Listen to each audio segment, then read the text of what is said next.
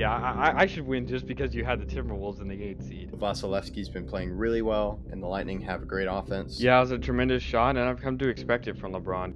I would say I wish the best for the Red Sox, but as a Yankees fan, that's really hard for me to do. The biggest addition to me is Jalen Brunson. Aaron Rodgers is Aaron Rodgers, and that's all I have to say. He's still a top 5 quarterback in this league, and there's nothing really anyone can do about it. Why'd you have to name him? Like, seriously? Like, thanks, man. Who would have thought 5 years ago that the Clippers and Nets would be facing in the finals? How is Joe Burrow going to get the ball to them if his butt is already on the ground? Crazy. And for the fans at home, Hello, I'm Cy Mendenhall, and you're listening to Outsiders Opinions with Kevin and Austin. What's up, y'all? Welcome to our NBA Opinions of the Week.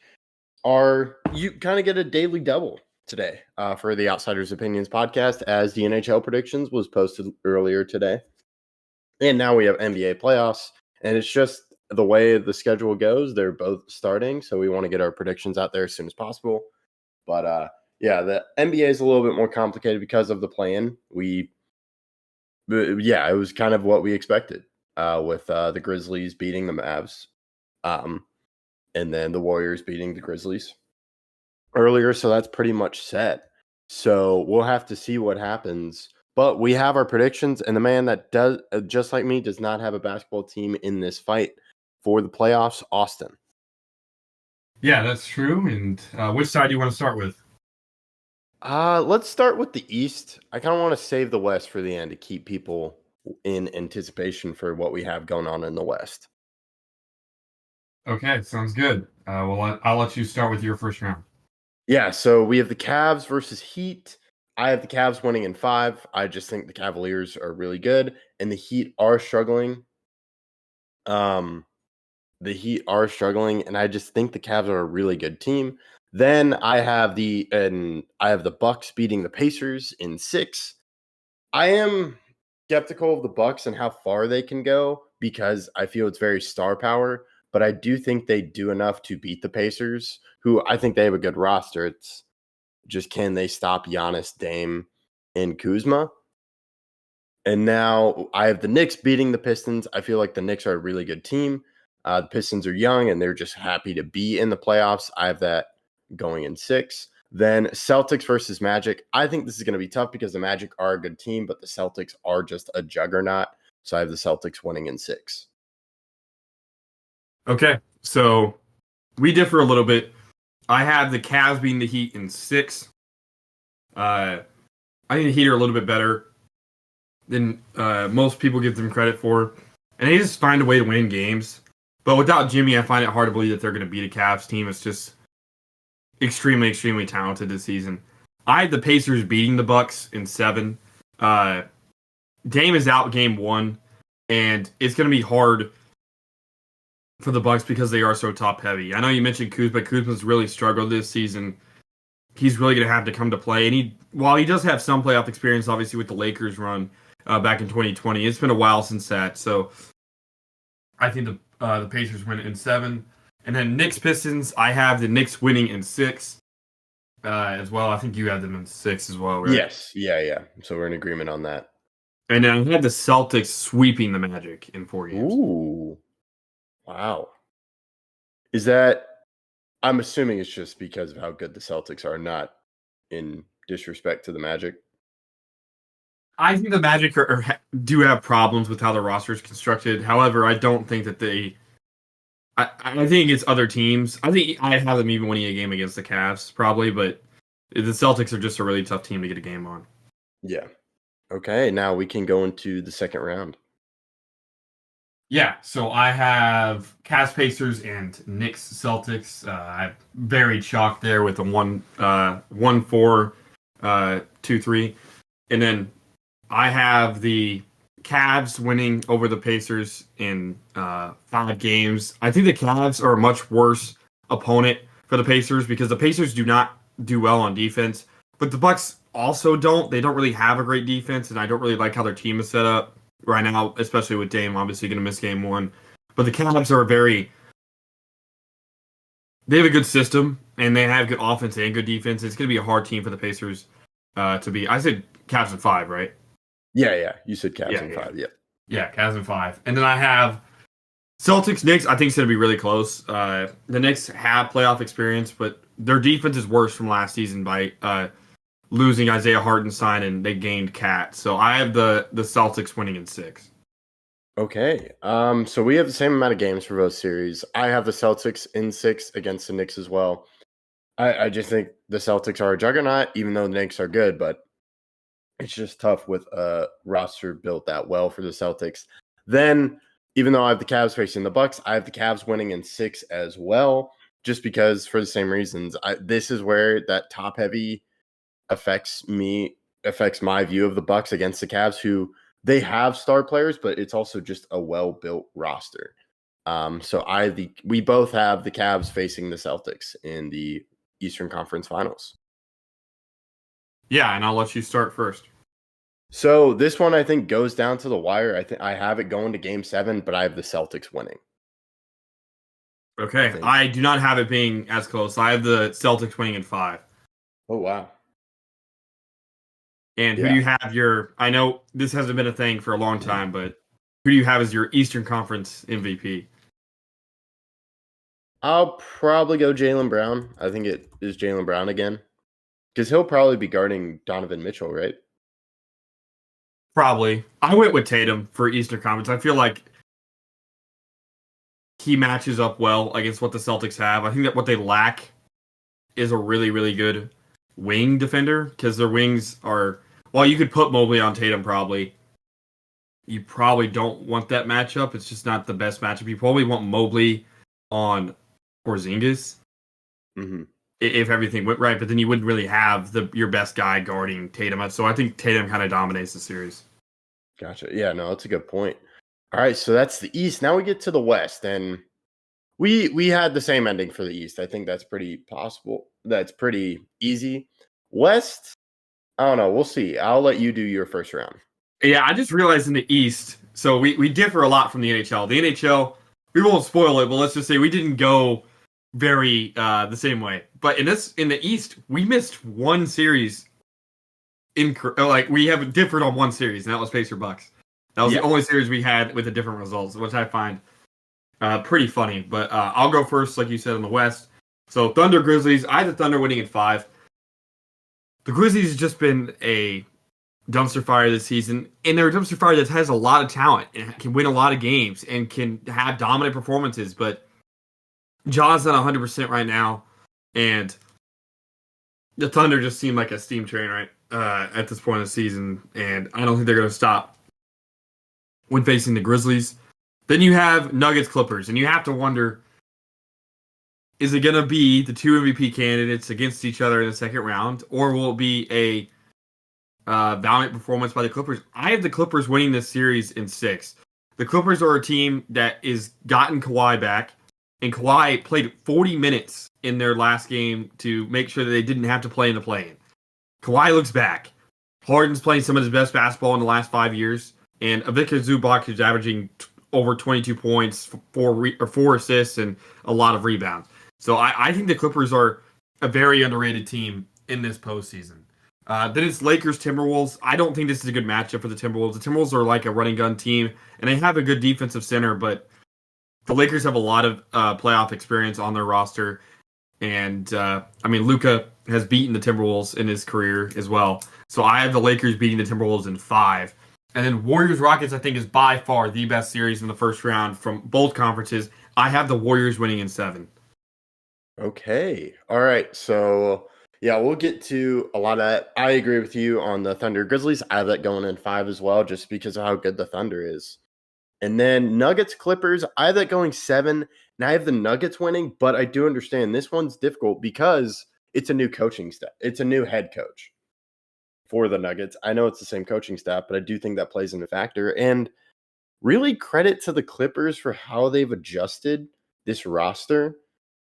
Just kind of, they still have Kawhi, but they lost Paul George. They brought in Derek Jones Jr. And they really, and I think you got to give credit to Ty Lue, and Ty Lue could really help as a coach. But I have the Nuggets winning just because of Jokic. I feel he's that good. I think he can deal a first-round series. the Clippers have a center though. Like if they didn't have a good center, it's impossible to stop Jokic. It's impossible to stop a lot of the best players, but it's not impossible to slow him down, right? And I think the Clippers had the perfect matchup for that. I mean, they have Derrick Jones Jr., great defender. They have Kawhi, great defender. They have Zubac, a very good interior presence. So they have the guys to be able to beat this team. Yeah, I think this is going to be a really fun series because I do think the Clippers are kind of forgotten, as you mentioned. Then with the Lakers Timberwolves, I was having this debate with someone because they were trying to tell me Ant would cover Luka and stop him. I am biased because I am a huge Luka fan, but I really think you're going to see the benefit of having LeBron James and Luka on the same floor in the playoffs together. I think it's going to be amazing. The only problem is the center position for the Lakers, but we've seen what Luka did to the Timberwolves and that defense last year. And I would say it's a different roster, but there's a lot more scoring because you also have Austin Reeves. So I have the Lakers winning in 7. Then Rockets Warriors. Warriors have the playoff experience. And you have Jimmy Butler, you have Steph Curry. I have the Warriors winning in 6. What does your second round look like? My second round, so I have the Warriors versus the Lakers, and then Thunder versus Nuggets. So for the Warriors Lakers, this is going to be amazing. But I'm choosing the Lakers again. I have the Lakers in 6 just because I'm really a huge believer in one guy. We've seen it with LeBron, and LeBron is still very good. And you have Luka with him too. I think that's a huge move that they are not. I would say they're a contending team just because of that reason, but there are flaws on this roster. But I don't feel like the Warriors can really point out those flaws, and that flaw is the center position for the Lakers. So I have the Lakers winning in 6. Then Thunder versus Nuggets. You talk about center and just kind of how you see the Clippers series going with Zubac. I think Jokic would still do well, but it'd be tough with Chet, and you also have other defenders like J-Dub and oh my gosh, I can't remember his name. I'm not a huge fan of him, but he's the flopper. Lou Dort. Got it. So I think that would really affect Jamal Murray and other pieces, especially Michael Porter Jr. But so I have the Thunder winning in 6 and Lakers winning in 6. Yeah, this is where we differ a little bit again.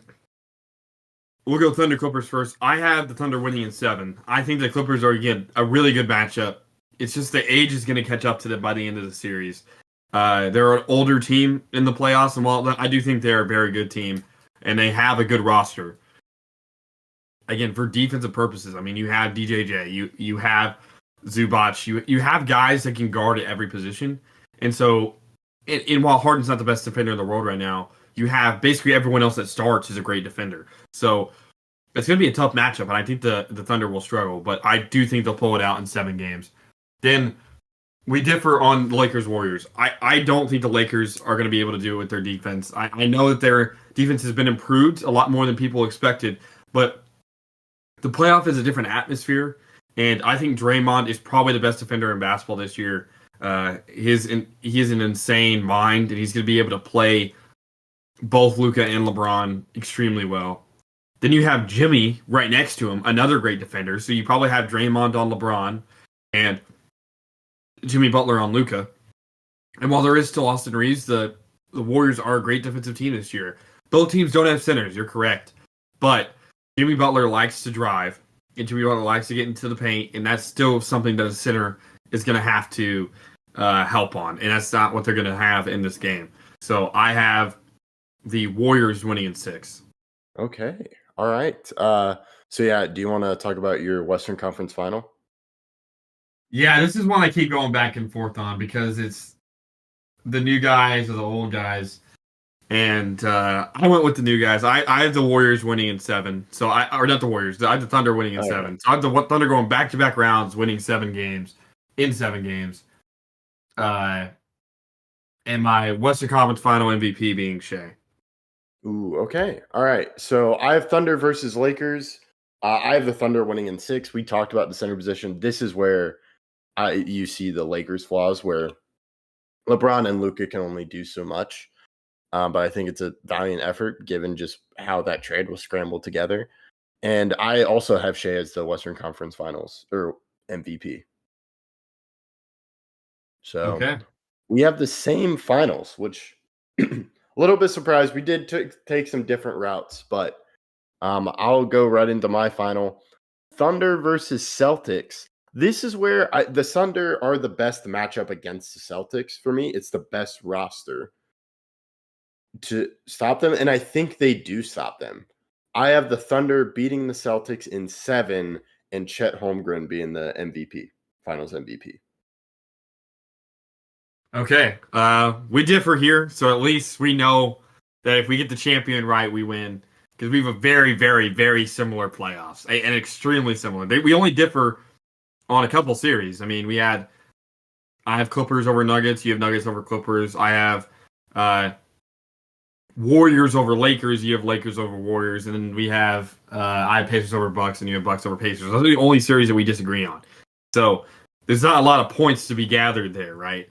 But there is points when it comes to like if I get the Warriors one right, but you get the Nuggets one right and the Bucks one right, then we're tied. So if we had the same champion, it'd be coming down to the Western Conference Final MVP and the Eastern Conference Finals MVP. Luckily, that won't be the case as long as we get the champion correct. And I had the Celtics winning in 6.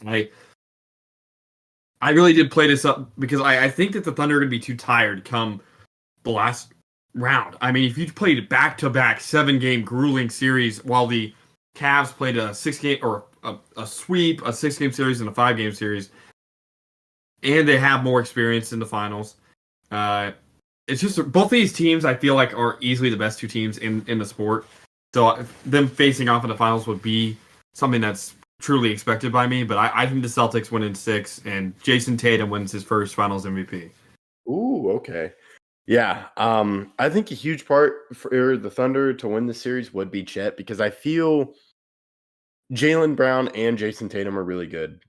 I think the big piece for the Celtics is Porzingis and what he's in the role he has. Like, he is a very good scorer. We saw what he did to the Mavs in the finals last year. So I feel Chet would be a huge part in stopping him, and then they're limiting Brown and Tatum, but it would still be tough just given how big that roster is and how good it is.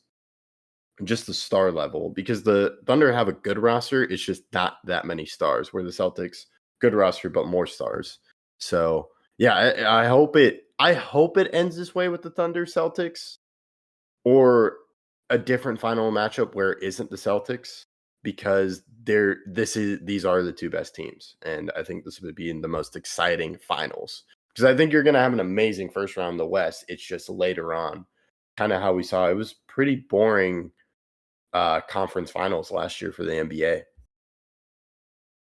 True. And I have one side of the conference finals being very, very close between the Thunder and Warriors, and then Cavs Celtics I don't have being as close. But I think it's going to be a good playoffs. I'm trying to keep my streak alive. I picked the champion correct the last 2 years. I picked the Nuggets, and I also picked, and I think it was my 2022 preseason predictions, I picked the Warriors. Yes, I remember I got the Warriors one that year in the playoff predictions. Yeah, but we'll see. It's been we'll see if it's going to be a chalk year. We both have it going pretty chalk. I do have a 7 seed. Both of us have a 7 seed beating a 2 seed. And I have a 7 seed making it all the way to the Western Conference Final. But besides that, I mean, it's basically as chalk as you can get. Yeah, that's a great point. Let us know your thoughts in the comments. We'll keep you updated through the playoffs, and we appreciate you listening to Outsiders Opinions.